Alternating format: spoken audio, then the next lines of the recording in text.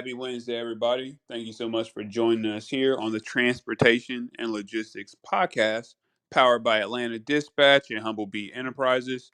I am very excited to be here with a special guest. We have Jerron Hamm, who is the founder of ProHaul TV. And before we begin, I did just want to let everybody know that the Dispatcher's Guide to the Galaxy is available now. So if you're interested in becoming a dispatcher or you know somebody is, that's definitely something I would advise you share with them. Also, this past weekend, my family and I got a chance to celebrate Earth Day, and it was a true blessing. Always happy to be able to celebrate such a positive thing. It kind of made me think back to when I was a kid and I didn't understand the effect of, the decisions of littering or not to litter or putting that plastic bottle in the recycling bin versus the one that was destined for the landfill. So it's just those small decisions that have a huge impact on the environment, especially when you're thinking about it in the grand scale of how many people can make those decisions every day. So, with that being said, I charge everybody that's listening to this to take an inventory of, the way that you're personally affecting the environment and to take ownership on how you can reduce those negative impacts to your community. And, I remember interviewing Shannon Breen of Freight Vana, and one of the things that he let me know about was this organization called One Tree Planet. And One Tree Planet is their whole mission is reforestation. So they have many ways in which companies can partner with them, and I would advise everybody to check them out.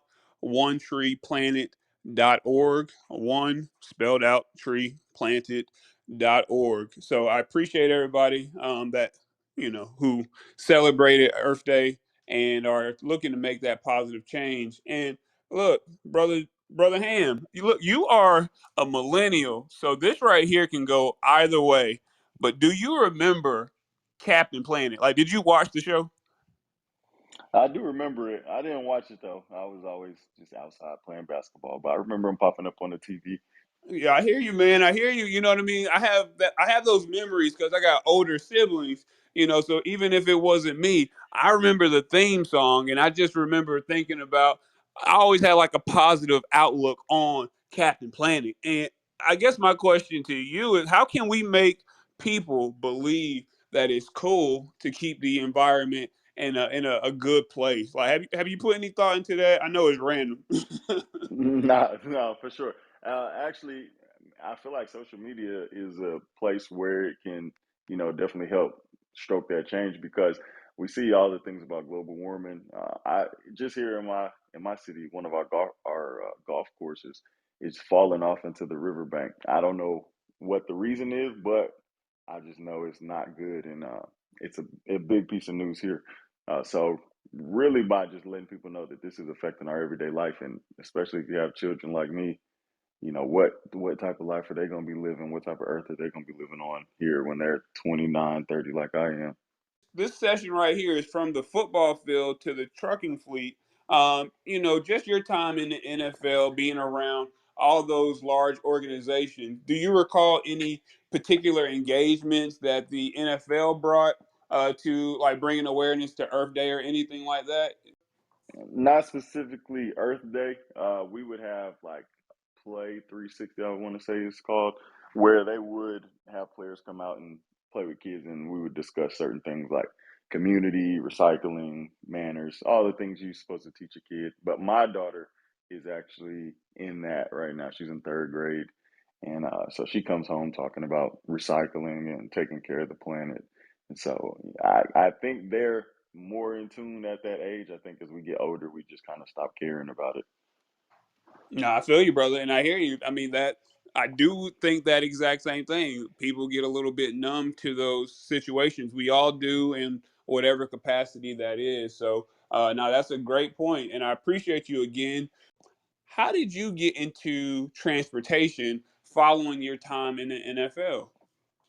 Man, so a lot of people don't know that football players or professional athletes, even collegiate athletes, we put our identity into that, into that sport. And when it's over, we don't usually have experience in anything else. And so when I got out, I tried personal training. I thought naturally, I could train some kids out here and still make good money. I'm in the NFL. I could upcharge a little bit because that was supposed to make me special, but it didn't work that way. So I wasn't getting the money that I thought while my other money was still coming down. And so my girl's dad came in town and we dropped him off at a truck stop when it was time for him to leave. And he had been talking about trucking, and I'm just thinking 18 wheelers, but we dropped him off to a hotshot setup. And I was like, you're making that money with a dually and I think he had like a 32-foot trailer. And so he said, yeah. I was like, okay, well, training's not working. I can go get my CDL and do that. And so that is how Pro Haul TV started. That really just hot shot. I hit the road for a little over a year. Really, COVID took me off, and then I hired a driver for that setup, and we began getting purchasing semis to grow the company. Okay, okay, okay. So, what made you say that you wanted to get a CDL up front, being as how hot shots aren't necessarily required to have a CDL just to get the business going? Yeah, just doing research and understanding that I would be limiting myself by doing the non CDL route. Um, and I can't even say that is true. That's just the research I did and what I heard. So I went ahead and got the CDL. But I have a couple of associates who do really well in non CDL. It's just really about having the right connect when you're in that space. Being CDL, you kind of more open. You could go pull those port containers. You can pull longer, pipe, heavier loads. And so I was like, let me go ahead and get my CDL so I have no limitations when I do get started. Right. No, that makes perfect sense, to be honest. And so you hit the road for over a year in the hot shot, and everybody who's listening who's never heard that term, a hot shot is a pickup truck that got some, some tow capacity. So what was those hot shot runs like? Specifically, what were the sleeping situations? All right, so I'm about, I'll claim 6'4". I may be 6'3" and 3/4, but about 6'4", 260 when I was on the road because all that's out there is Arby's and Subway. And so my sleeping situation, I bought this thing called a no-tail, like hotel, but just with an N. And I don't even know why the name was that, but they were marketing to campers, to people who went out hunting and wanted to sleep in their truck. So it was a setup that you had to assemble it across the either the back seat from like passenger door to driver door, but in the back seat, or you could do it long ways over the passenger seat. And so I did it that way. So I slept probably like 4 to 5 inches from the roof on my daughter's little twin mattress, and I would assemble this no tail every night and lay up there and couldn't roll left, couldn't roll right, just had to sleep there like I was in a casket. Man, that could not have been couldn't have been comfortable. Had to be, quite the ordeal having to set that bad boy up. Is that particularly one of the reasons why you wanted to get to the CDL life, the semi life? No, so actually, I never drove the semis over the road. The most I did with those is if we had a driver in town who was going to be late for a pickup, I'd go pick it up, and then he'd just swap trailers here in Dallas. But it was definitely a setup, especially if I parked at night. I would just have my gun right there ready though, because I had to stand outside of the truck to set the whole thing up. And there's a video, old video on YouTube about it, and everybody in the comments is like, "That's way too much work." But I didn't do the. A lot of people take the seats out and just build a bed in there. I didn't go that route. I just had the no tail with me and rocked with it for that year and a half. Okay. So what's your current operational status when it comes to the trucking industry? So we have 6 trucks out in the oil field running with one of my partners, and then I recently got active in government contracting, so I'm bidding on some transportation contracts to offer. As far as our own authority, and we can get into it if you, I'm an open book, so let me know. But as far as my authority, I end up shutting my authority down in December and then sent our 6 trucks to the oil field. And a lot of our fleet was made up of investors, which we could go deep into that because I'm sure people are interested in growing their company. So the way I did it could be good, but I regret it now. Yeah, no, no. I mean, but truth be told, you got the experiences, and I do want to, delve into some of those just so people can get the game that you learned the hard way, and all those things, so that they can make more educated decisions with whatever they plan to do in the future. But no, that's interesting that you say that, and it's also because I see Shaq in the audience, there's like a government contract situation tomorrow that I plan to attend here in the Atlanta area, and it's the same thing, about the bipartisan deal, and how you can get involved on the transportation side of things. So no, that's definitely a very strong way to go into the business, especially with the information that you have now. So yeah, no, we'll definitely talk about that. As far as hot shotting, with you seeing it, you were on the load boards, you were living it. What would be the ideal situation for somebody else to really thrive in that? Yeah. Uh, Man, really networking and getting out in your own backyard and trying to work with companies as opposed to brokers, especially in the hotshot space, but even in the semi space. Specifically hotshot because you're already in a smaller playing field, and that was one of the things that attracted us to semi. We would be on the load board looking for loads for hotshot, but we keep seeing all these semi flatbed loads pop up. And so my wife would always be like, "We got to get a semi truck. We got to get a semi truck." I ended up locking in some good relationships. They were still with brokers, but this one specific broker from New Concept, her name is Christine. She would just show love. She would give me runs to West Texas and back to Dallas so I could make good money and get back home. But definitely having a connect that's going to get you, from your starting area and hopefully back to your finish area because you can get loose out here and just follow the money and end up way off somewhere that is hard to get you back home. Oh yeah, 100%, man. That that is 100%. You definitely have to have more than just the money, the high individual lane that you're chasing to be a real reason to accept an opportunity, because yeah, you can get stranded and then end up having to deadhead hundreds and hundreds of miles to get to your next opportunity. So great point there. If you could describe your scaling process, because again, we talked about you starting in the hot shot, then deciding that you were going to go into the semis, you hire drivers, and now you're more behind. You're not in the truck, you're working on the business and growing the business. Describe that scale and what it looked like. Yeah, so when we got off the road from COVID, it was Cinco de Mayo 2020. I deadheaded home from Kansas because it was just so bad. Parked for a while and then I put one of my buddies in the truck and he drove the hot shot. And so in that, I came across two semis. It was a Volvo, like a 2014 Volvo VNL and a 2014 Freightliner Cascadia. And they were like 18 and $19,000. And so purchased those, ran them power only under JB Hunt. And then in that, I have a friend he's older. He's probably like older than me, 45, 46. He's an exec at Lockheed, and they're like military weapons and defense. And he never really paid attention to transportation.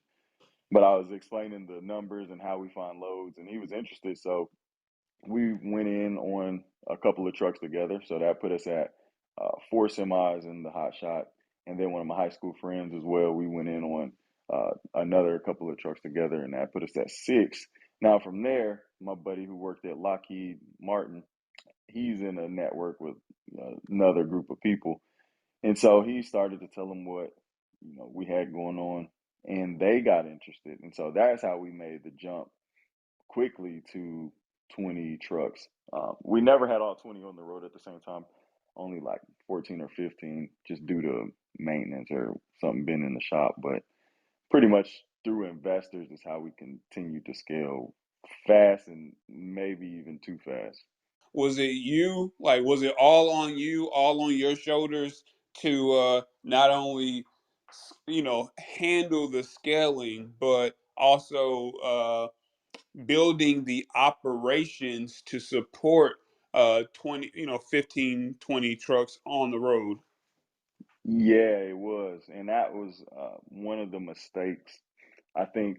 Yeah, well, I didn't know at the time. You don't know until it happens, but that was one of the mistakes I made, and I would highly encourage people to get a partner earlier in the process as opposed to when it's already, stuff already hit the fan. And so everything was on me: the dispatching, compliance, maintenance, payroll, and I ended up hiring my dad on to help with the dispatch. He understood a little bit about the other areas, but he was never really as invested as me because at the end of the day, this is my company. I've been running it for a couple of years now at this point, and he helped where he could, but that and dealing with 6, 7, 8 people every month on numbers and their truck one breaking down and somebody else is making money and they may know each other, it became kind of hectic trying to deal with that.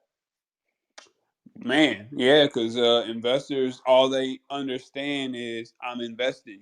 I want a return on the investment. They don't know the ins and out of trucking. They don't know about Murphy's Law and how it is the cousin of transportation, always around. And that had to be hectic, man. That had to be a lot of stress on your mental, on your state of mind. Uh, were there ever any euphoric moments of like, oh yeah, this feels good, I'm happy to be doing this, like once you got up to about 20 trucks, like was there any joy, any good times that you could think about now? Oh man, that's a you would think so. Uh, and I appreciate that aspect of trucking, like handling the growth of the company. But at that point, it was always stressful because I would going from 6 trucks on the road and maybe one driver have a blowout every now and then. A couple trucks might be parked. They may all park by 7 o'clock. Now you got 14 to 15 rolling at the same time. There was always an issue. So I'm taking my kids to the water park. I had to buy the little lanyard for your phone to not get wet because I had to have my phone just in case in that 2 hour span something happened. And there always was a moment where either we had an inspection, I'm out trying to enjoy the family, I'm on vacation, but I have to dispatch out from the hotel pool. And so the joy was always the revenue. That it was the joy. The the stressors came with just having that many more pieces of liability out on the road. I wanted to have this conversation, talk about the highs and lows of pandemic trucking. You got into the industry before COVID, so you're already a player in the game. That's how, if y'all didn't catch it, he said he got two Volvo trucks, or, a couple high quality trucks, very very recent years, for less than $20,000. That definitely wasn't happening in 2021. So you were already in the industry. You were able to come up on those semis. What were some of the indicators at that time that said that you should really, step on the throttle and double down, in your pursuits to scale? Man, we did it blind. We just seen the price of the trucks and had the money.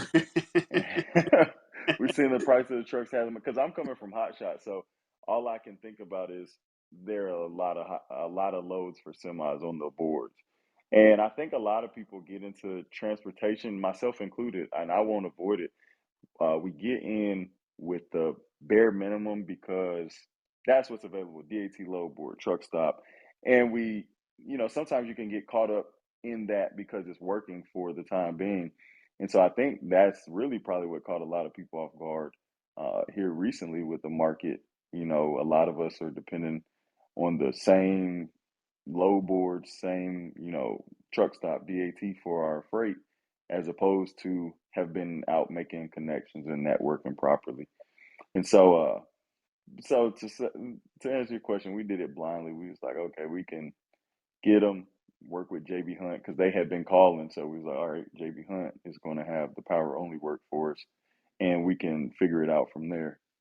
It's really challenging to grow your business, grow a trucking business, relying, let's just say, 95% on low bore spot market freight. I mean, because it's bound to happen. You're gonna book a load with a broker that you met on the load board, and y'all are gonna hit it off some type of way where they're gonna be very kind to you and give you opportunities when you're in their area. So it's gonna you might not have to get on the load board for those few, but if you are doing 95% on the load board, there's truly no way to sustain in the long run. And obviously, we've seen that play out in this market. They're still asking, have we seen the bottom? I very much so stay up to date on news. In transportation. And that's been the question for the last 6 months. Are we at the bottom because spot rates keep on going down and contract rates are following them? So it's very interesting where we are now. But I digress to get back to just hearing about the way in which you were able to handle your company scaling from hotshot to 20 trucks taking on investors. Were there any like softwares that you ended up using that maybe helped streamline that situation? Yeah, yeah. So I actually was on a seminar and someone mentioned a software called Whip Around. So this was for inspections, and it integrated with what was Keep Trucking, now Motive.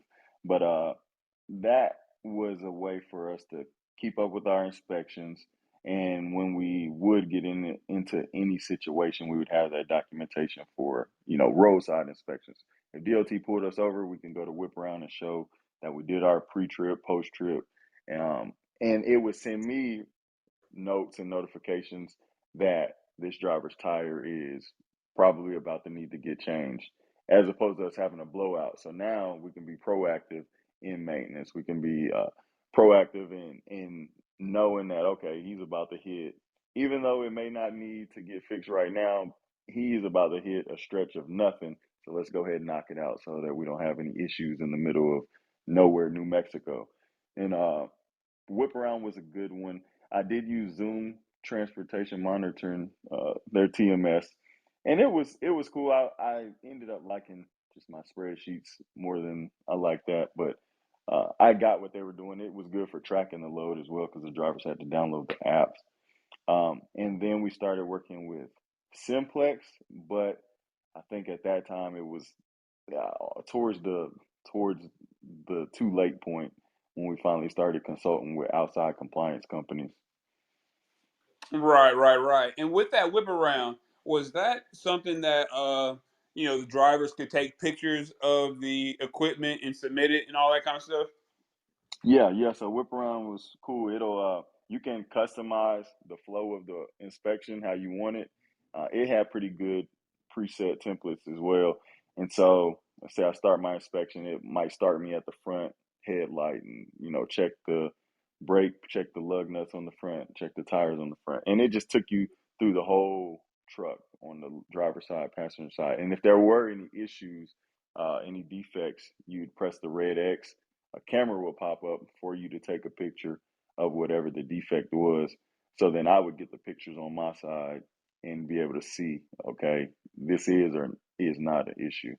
I think I heard some people who do more of the e-commerce deliveries were utilizing that application to kind of make sure the drivers were wasn't damaging the vehicles so that the next driver who was doing the next shift didn't get blamed for something. But nah, it sounds like a pretty good piece of equipment or at least software that helped at least streamline your process. Um, when you were, I know that you were saying that you had the associate who was a part of this group who had access to investors, a lot of capital. Was there anything particularly that you wanted to see from the industry before you said, all right, we can take on another investor and we can handle another piece of equipment? Or was it still like, I'm gonna thug it out until and see how it Right. goes.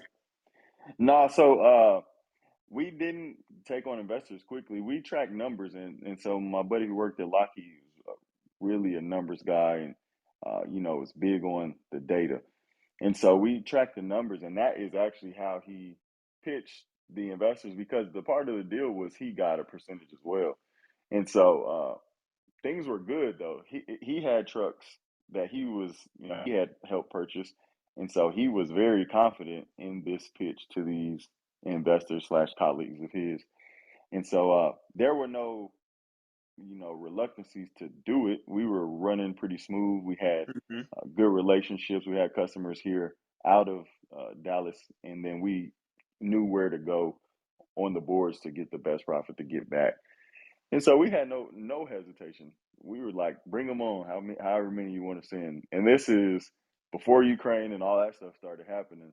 Yeah. And so the part that is bad is we were pitching it at the beginning of last year when fuel started going up, but rates were up as well, and so numbers were still good. The thing that really hurt was we onboarded in May, June, July when things dropped and never came back. And so I'm like, man, I didn't, showed all these numbers. They probably think I didn't put together fake spreadsheets or something. Like I promised, the numbers were good.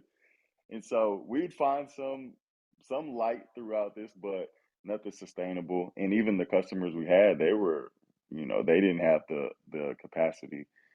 They didn't need us as much as they did, and so their orders were getting cut. People stopped purchasing some of their equipment, and so they didn't need us as much. And it was like it was the perfect setup at pitch time, but then when the game started, I don't know, our star player just hurt himself. Is nothing that anybody could have predicted. I mean, maybe. I mean, there's always the analyst that's going to say that transportation is cyclical, and they knew that if it was going to shoot up the way that it was, that at some point it had to, go back the other direction. But I don't think anybody expected it to happen as, steadily, because, like you said, once those rates started dropping, they did not even think about going back up, not even for a second.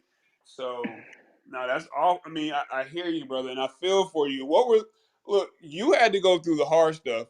You had to go through the Man, hard stuff of being in those conversations with those investors. How did that make you feel, having to say that, no, this was a real spreadsheet, these were real numbers, and unfortunately, this is where we are. yeah, man, I used every FreightWaves article. I was like, look, read this. You don't want to hear from me. Read Overdrive, read Freightwaves, and then a good one of the good things was one of the investors in there had a buddy who was in the container shipping, like ships, and he was telling him how bad that was and how that's going to trickle into the trucking industry. And so he was like, "Yeah, my buddy was telling me the same thing about containers." And so I was like, we expect it to come back, but going back to what you said about no one being able to expect it and people saying trucking is cyclical, that part is true. However, if you look across any other industry, you can see as well that it's just everybody taking a hit. You got all these tech companies. Really, tech was the biggest one that has been getting the notoriety for all of the layoffs, but every industry is having mass layoffs, tech being the biggest. And so this is not a typical fluster in transportation. This is just global economics affecting everybody. Oh, I agree, man. I agree. I was about to throw out some speculation, but I'm a hold I'm a hold that one because I have no information to say that this is what it is. The natural conspiracy theorist in me wanted to really scream something just now, but I'll Wait, save what you y'all. thinking? What you thinking? What You what know, all what right. is Look, it's AI. All right, he's it? AI that came out, and now all those tech jobs are not necessary. So, boom, there it uh, is. Nah, but I'm just yeah, joking. we see it. I seen a robot respond to someone trying to touch it. It leaned back. Like if somebody random tried to touch you in the face and you lean back, this robot did the same thing. Uh, Ah, then we, of course, know Chat GPT is passing bar exams and medical exams. And so, Yeah. I didn't hear about that, but I'm not surprised. Actually, the last two interviews I had, I used Chat GPT to formulate questions, about my specific guest. You know what I mean? So mm, it's definitely here. And I'm just going to try to leverage it to the best of my abilities versus, shut it down. That's what most of the older generations do when some new technology comes out that get them a little flustered. So I'm just going to leverage right. that bad boy, lean into it. No, for sure. Gotta roll with the times or get left behind. Right, 100%. All right, so look, I know that. All right, so look, you have your own authority. You're running smoothly. You're keeping it tight to the chest at first. Is you. Then you come out off the road because of COVID. You put somebody that's close to you in your truck. You get your semis. So everything is pretty much under control. This is you and people who are listening to you doing things the right way. What did you start to experience when you started, bringing on these investors and allowing people to lease onto you when it comes to your trucking company and their record, the safety score aspect of things? What was that like? Yeah, good question. So at that point, when they're sending these trucks, they just want them rolling as fast as possible. And before the influx, and I'm talking, we jumped up like all of last summer. I spent out at the yard getting trucks and trailers ready literally every day, like a 9 to 5. And so once they get there and get ready, these guys want them on the road as soon as possible. And so in the hiring process, we started to use recruiters. We started to reach out to people on Facebook to get somebody in the truck to get rolling. Now, one of my mentors, he says hire slow and fire fast, and that's in the construction industry because in there we run into a lot of the same type of things. Guys who are on drugs or something like that, and they can mess up your whole job site performance. And so when we started having that, we had one guy get arrested for yeah, weed.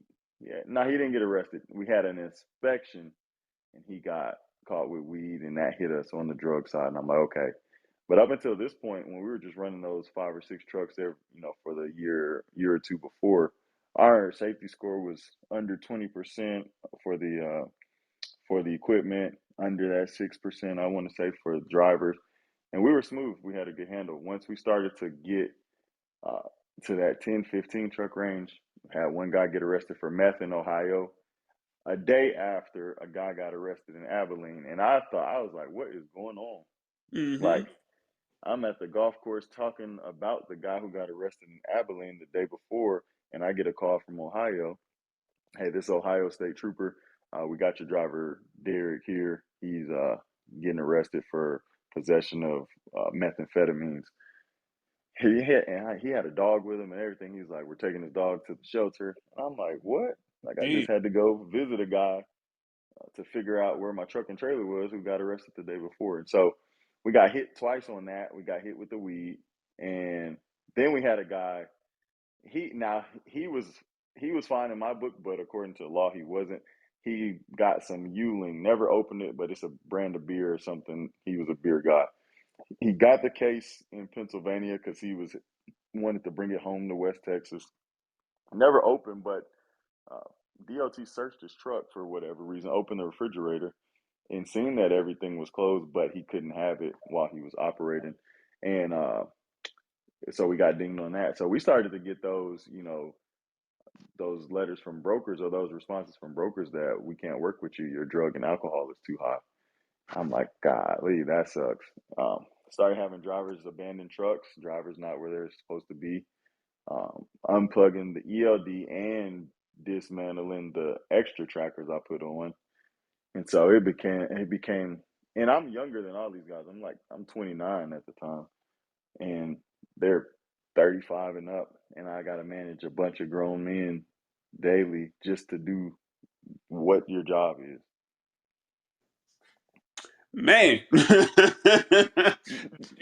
When yeah, they say that you people can get a lot of insights and a lot of gain from people who had to go up the rough side of the mountain, and that's what I'm hearing. I'm hearing that when you started getting these incidents, it got laid on real thick and real quick, and that's I'm happy to be talking to you now. Let me just say that because a lot of people would have become very burnt out, wouldn't want to talk about trucking, wouldn't want to talk about any of this at all. And, they just lick their wounds and keep it to themselves. What makes you different at this point? Why do you feel like this is the right thing to do to share not only the highs, but the lows of pandemic trucking?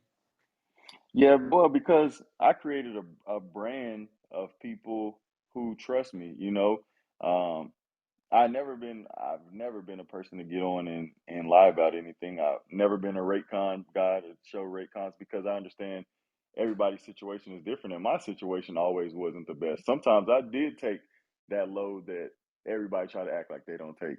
Right. And shout out to my guy Brandon on here. He came out for load securement, but things like that, like really engaging with people because uh, Pro Hall TV started as a YouTube channel that grew to like 17,000 subscribers.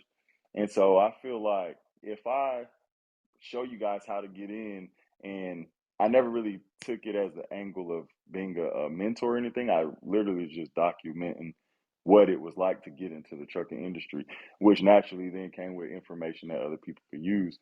And so, but I feel like if I created this audience of people who watch me and may have gotten into this industry because of me, or I could have influenced their decision in getting in. I need to at least show you my losses and the downside, so that you don't think that it's just you. Because when I actually did post a video saying like I was done posting about trucking, but I was like I can't do that because I haven't built everybody up and I can't just leave. So I came back and I was like, look, it's okay. Pro Hall is going through it too. And I got so many DMs and comments on that video saying, man, you always kept it real. Like, I appreciate you because I felt like I was failing. And I'm telling people, man, what's happening right now is just inevitable for the majority. Not saying everybody is getting affected. Um, but if you're a driver of your own truck and it's paid off and your trailer's paid off, that's different than someone who has a note. And I wanted to let people know that if you're struggling right now, it's not because you're messing up. It's just that's just where we are. And wanted to be a person who showed face when most people would hide face.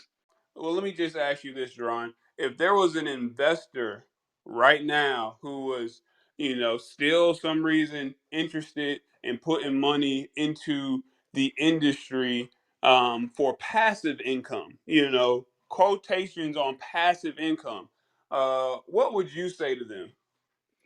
Yeah, so I think investors don't understand that everything falls on you. So, for instance, in my setup, we charged a percentage just to let you run, to dispatch and all of that, but every expense still fell on them.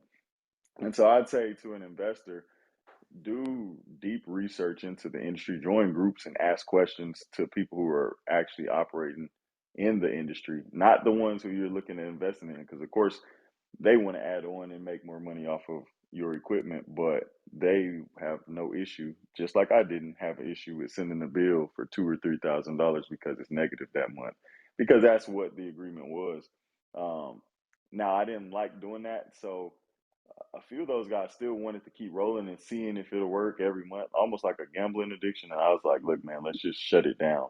But as an investor, just understand that everything still falls on you financially in most of these type of situations where you're leasing your equipment to a company to run it and let it be a passive stream of income.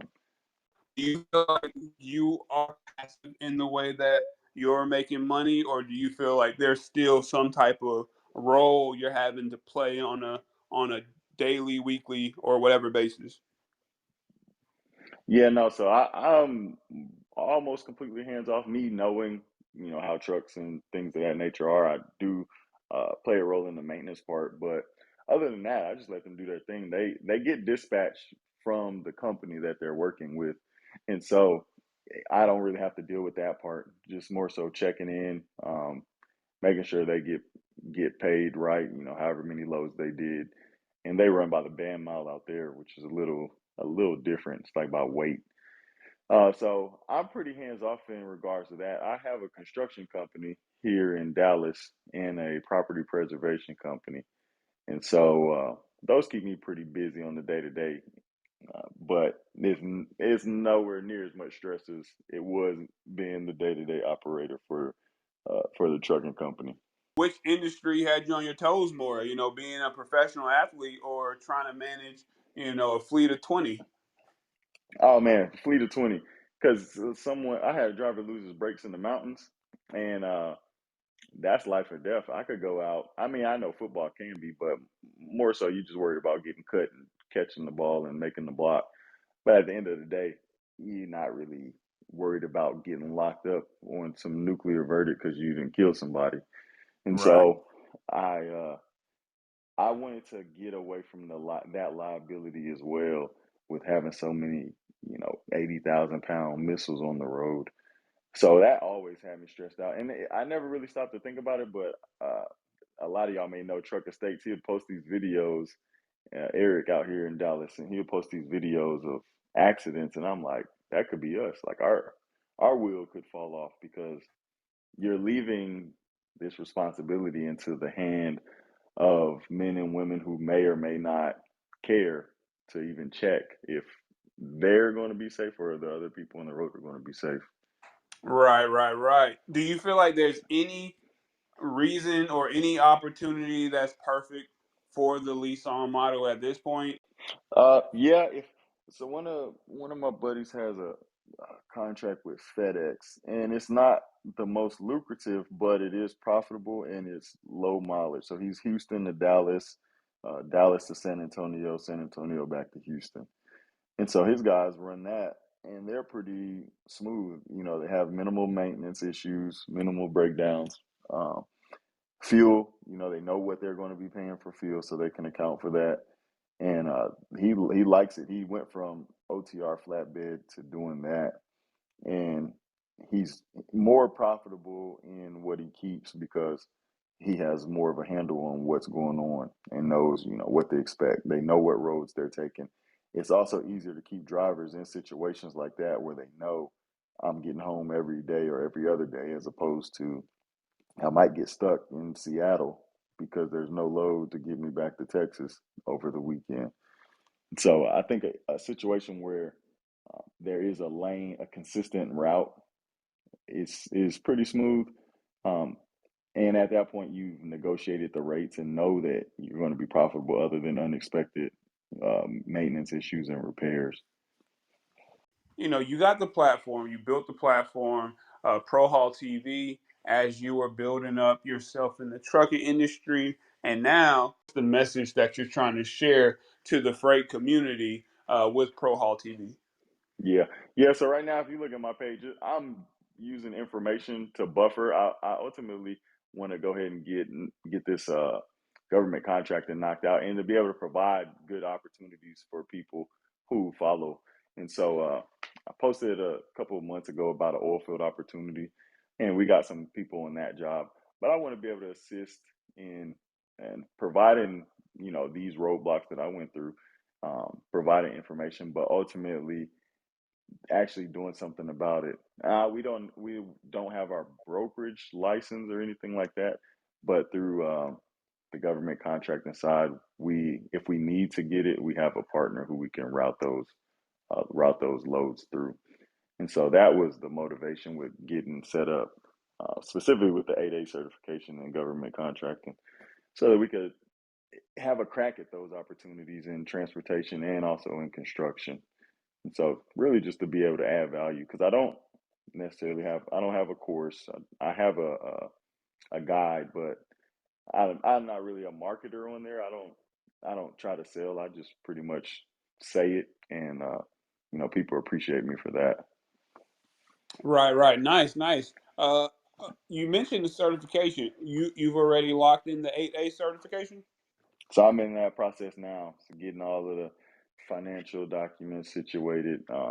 and we're going through a company, and so me, I'm also trying to see if I could do it myself before I pay them this payment. So I ain't mad at I'm you. on YouTube. Yeah, they charging, and I looked at everybody charging roughly around 2 to 3 thousand, and so before I do that, but they've been very helpful thus far, and they help you get the actual contracts. Well, 8A is no bid, I believe, so a lot of that stuff will be provided. But so we'll see if we work with them or if I could crack the code on how to doing this myself. Right. I mean, I know I said I had that was my last question, but look, do you do you have some No, no. mentors who already got the 8A certification? Yeah, yep, in construction. And so yesterday I was working a site out in we're subbing on in Fort Worth, a hospital. And so we're in residential and commercial, but we're subbing under one of my mentors who advised me to get set up with sam.gov and go for that 8A cert. Okay, got you, got you. You know, and the reason why I say that is, or I ask that is because once you get that 8A, you are on the clock. You Yeah, only get a nine certain years. amount of years. You know, so I pray that you guys, once it goes through, well, one, you can do that yourself.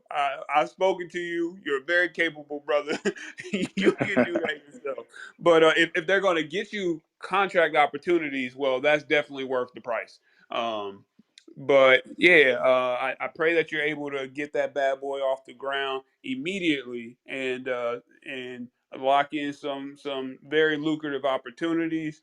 And with what you're seeking to do with the platform, I definitely respect it, and I'm always happy to help. So if there's anything that I can do to further that message and you know, uh, even share opportunities or help you share those opportunities with the community, I'm definitely happy to do that. I appreciate you for your transparency here tonight. And did you have anything that you wanted to say before we close out? Nah, well, actually, I did. For people who may be looking for something else that might spark your interest, the construction route is a route that I know in Georgia you have to have experience and get certified. But if you're in Texas, you don't have to have a license to become a GC. And so for people who are like, I don't know anything about construction, I didn't either. But what it is really just organizing the project. And so for people who may be like, hey, I want to diversify or I want to try some other industry, and trucking may not be it right now. If do some research in the construction space, and you might find something that you enjoy doing, because it's very much a grind like trucking. Just your money maker is staying in one place. Right, right, right. Well, yeah, definitely, brother. Again, I truly appreciate you, and you have a blessed one. Everybody have a strong finish to your week, and tune in on Monday, 7:30 Eastern Standard Time, as we partner up with Freightwave Sonar Team. We're going to be, just as always, talking about the market, where you should position your trucks to take advantage of the market, and I don't have a brokerage lined up to join us on Monday morning just yet, but it may change. So holla at us next week. We're going to be talking with the armchair attorney, Matthew Leffler. That brother is very, very knowledgeable. I had the pleasure with interviewing him last year about international road check, and we're definitely going to run that bad boy back. So next Wednesday, that's going to be the discussion. So tune in, and everybody be blessed. Thank you again, brother. All right, appreciate you.